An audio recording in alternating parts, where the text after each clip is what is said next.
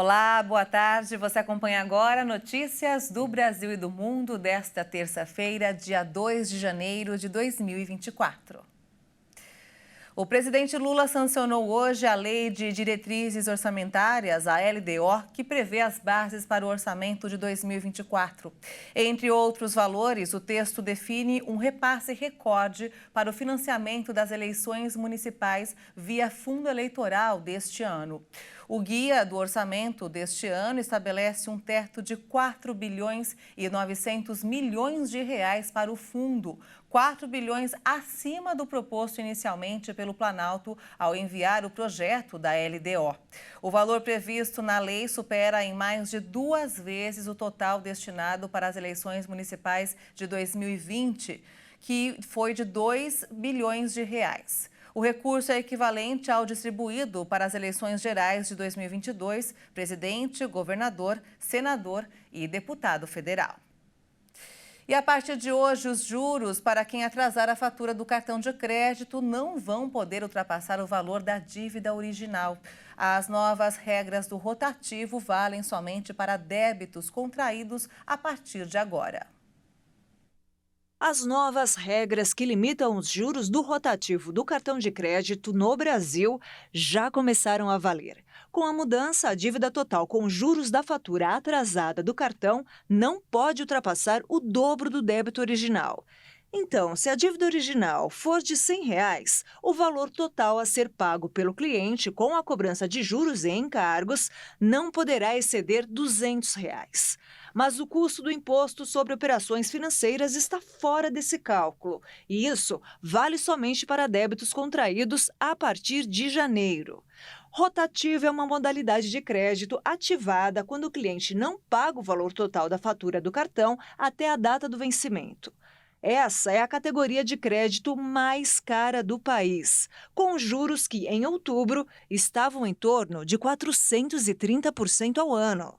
A decisão do Conselho Monetário Nacional de limitar os juros do rotativo foi anunciada em dezembro. O texto havia sido aprovado pelo Senado em outubro e, em seguida, sancionado pelo presidente Lula. Inicialmente, a proposta estabelecia um prazo de 90 dias, a partir da publicação da lei, para que as emissoras de cartão de crédito apresentassem uma proposta de teto para os juros. Mas, como uma solução não foi encontrada dentro desse prazo, junto aos integrantes do mercado financeiro, passou a valer o dispositivo fixado na lei, de que o total cobrado pelos bancos em juros não poderia exceder o valor original da dívida. E olha só, uma nova regra do Banco Central determina que os bancos e outras organizações promovam ações de educação financeira. O objetivo da autoridade monetária é promover mais conhecimento sobre o tema, além de prevenir a inadimplência e o superendividamento dos clientes. As novas regras, publicadas no Diário Oficial da União, começam a valer em 1º de julho do ano que vem.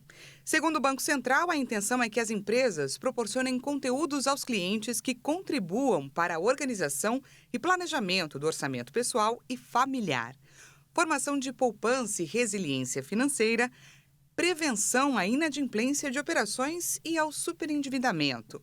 Economistas acreditam que as novas regras são fundamentais para democratizar a educação financeira. Essa novidade representa uma grande mudança para a saúde financeira das pessoas físicas e jurídicas. Isso porque o cliente vai saber quanto que está sendo cobrado dele, a diferença entre as taxas mensais e anuais, entre outras questões. Ainda segundo a autoridade monetária, as instituições devem garantir o amplo alcance das ações e disponibilizar conteúdo e ferramentas em linguagem, canal e momento mais adequados frente às características e às necessidades de educação financeira dos clientes e usuários, considerando o perfil do público-alvo. A partir dessas determinações, as instituições financeiras deverão criar mecanismos de acompanhamento e controle para assegurar a implementação e efetividade das medidas. Além disso, cada uma deve indicar ao Banco Central um diretor responsável pelo cumprimento das obrigações. O governo federal reconheceu a situação de emergência em 31 cidades, principalmente por estiagem. A lista foi divulgada no Diário Oficial da União. Os estados da Bahia, Ceará, Pará, Paraíba, Rio Grande do Sul e Santa Catarina têm cidades na lista de situação de emergência por fenômenos climáticos reconhecida pelo governo. A principal causa é a estiagem, que afeta mais da metade dos municípios mencionados. Segundo a portaria publicada pela Secretaria Nacional de Proteção e Defesa Civil do Ministério da Integração e do Desenvolvimento Regional, o estado com maior número de cidades reconhecidas foi a Paraíba, com 11 atingidas pela estiagem. Livramento, Diamante, Cuité, Areial, Salgado de São Félix, Poço d'Antas, Cacimba de Areia, Seridó, São José dos Cordeiros, Junco do Seridó e São José de Princesa. Em Pernambuco, as cidades de Caetés, Pombos, Passira, Exu, Brejinho e Pedra também enfrentaram forte estiagem. Outros municípios que tiveram situação de emergência reconhecida graças ao enfrentamento de seca são Cordeiros, Condeúba e Contendas do Sincorá, na Bahia, Caucaia, no Ceará e Chaves, no Pará. Já no Rio Grande do Sul, 6 municípios também estão em situação de emergência: Ijuí, Alegrete, Pinheirinho do Vale, Rodeio Bonito, Rondinha e Nova Roma do Sul. Mas nessas cidades gaúchas, o fenômeno climático está relacionado às chuvas intensas e enxurradas.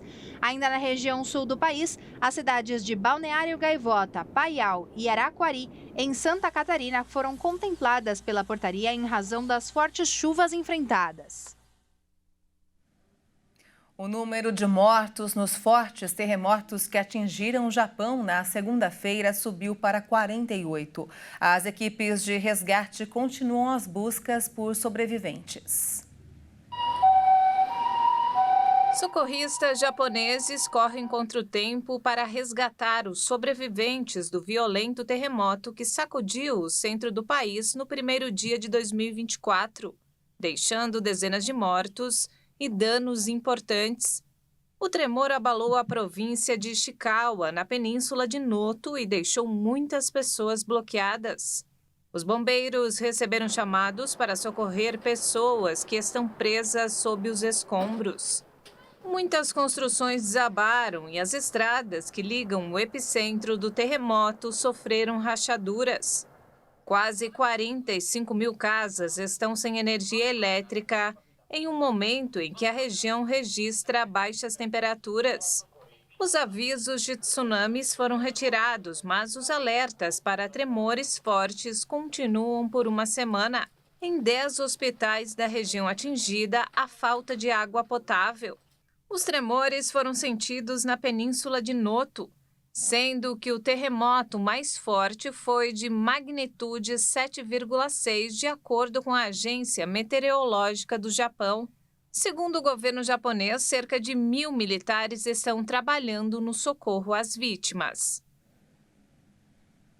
E antes de encerrar, vamos falar de esporte. O tenista espanhol Rafael Nadal, ausente das quadras durante quase um ano por problemas físicos, teve um retorno impactante hoje ao vencer o austríaco Dominic Thiem em 2 sets na primeira rodada do Aberto da Austrália. Sem jogar desde janeiro de 2023 devido a 2 cirurgias no quadril que geraram dúvidas até sobre a continuidade no circuito, o agora número 672 do ranking brilhou e não deu chances ao rival. No que o próprio Nadal descreveu como provável último ano da carreira, a partida foi resolvida em pouco menos de 1h30, na vitória de número 1069, que fez do tenista o 4º que mais venceu na história do esporte. À frente dele estão apenas o americano Jimmy Connors, o suíço Roger Federer e o sérvio Novak Djokovic, o único ainda em atividade junto do espanhol. Quem não esteve atento ao último ano do tênis pode até não ter notado a ausência de Nadal, que jogou com intensidade e um desempenho físico como antigamente. E essa edição fica por aqui. Você acompanha outras informações logo mais às 5 da tarde com Beatriz do Vale. Uma ótima tarde para você.